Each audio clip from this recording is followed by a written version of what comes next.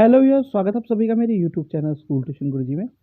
बच्चों, आज हम बात करने वाले हैं आपके चैप्टर या अध्याय ग्रेविटेशन या गुरुत्वाकर्षण के बारे में। और आज हम इसमें पढ़ने वाले बच्चों कॉन्सेप्ट मैप के बारे में। तो चलिए बच्चों, बिना टाइम वेस्ट के शुरू करते हैं अपनी चैप्टर को।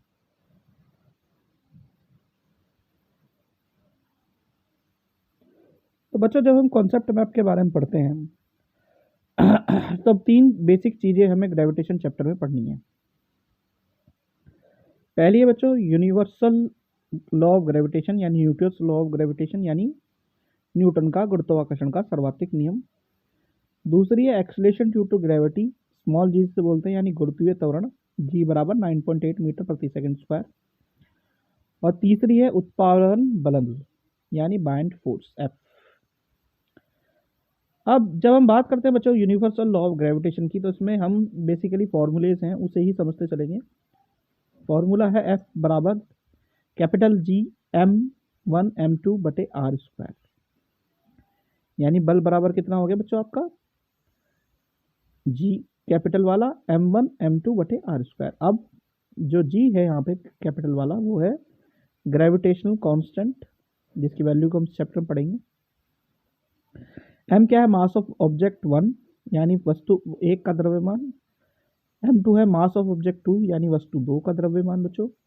और r क्या है डिस्टेंस बिटवीन देम, r दो वस्तुओं के बीच की दूरी। यानी हमने क्या किया, कॉन्सेप्ट लगाया कि ये 1 है और ये 2 है ऑब्जेक्ट, इन दोनों के बीच कोई फोर्स लग रही है ग्रेविटेशनल फोर्स, उसी के हिसाब से दिया गया लॉ कहलाया न्यूटन्स यूनिवर्सल ग्रेविटेशन लॉ या न्यूटन का गुरुत्वाकर्षण का सर्वाधिक नियम। अब यहाँ पे एक चीज है वेट, ये कॉन्सेप्ट दिया गया बच्चों।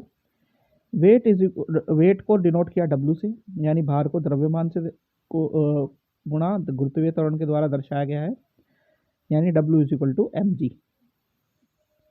भार W या वेट, m मास या द्रव्यमान, और g हमारा एक्सेलरेशन ड्यू टू ग्रेविटी यानी गुरुत्वीय त्वरण। दूसरी चीज जो आती है बच्चों वो आती है एक्सेलरेशन ड्यू टू ग्रेविटी, यानी गुरुत्वीय त्वरण की 9.8 जिसकी वैल्यू निकलती है। अब ये बराबर होता है बच्चों जी स्मॉल जी बराबर is equal to capital G m upon R square. ठीक है, यानी स्मॉल जी किसके बराबर होता है, capital G m upon R square. अब r क्या है बच्चों यहाँ पे, फिर यहाँ पे है पृथ्वी की त्रिज्या यानी रेडियस ऑफ अर्थ। m क्या है मास ऑफ अर्थ, पृथ्वी का द्रव्यमान। और g क्या है ग्रेविटेशनल कांस्टेंट। और g की वैल्यू क्या निकालेंगे जाएंगी जब हम निकालेंगे से 6.67 into 10 to the power -11 newton metre square पर केजी स्क्वायर। ठीक है, इस वैल्यू को भी हम निकालेंगे, जो कि मैंने बोला था इस वैल्यू को हम जाकर के पढ़ेंगे बच्चों। ठीक है, इन सब के बाद एक चीज आती है बच्चों आपका उत्पादन बल यानी बाइंड फोर्स। अब ये बेसिकली डिनोट होता है थ्रस्ट और प्रेशर से बच्चों, यानी प्रणोद और दबाव से। अब प्रेशर क्या है, force acting per unit area, है ना। तो इसलिए हम क्या कर देते हैं, P बराबर हो जाता है F बटे A। अब P क्या है प्रेशर है, फोर्स क्या है F है यानी बल F है, और A क्या है क्षेत्रफल है, एरिया जिसे हम बोलते हैं। यानी प्रेशर क्या हो गया, किसी जगह पे एक निश्चित फोर्स लग रही है, दाब बल लग रहा है,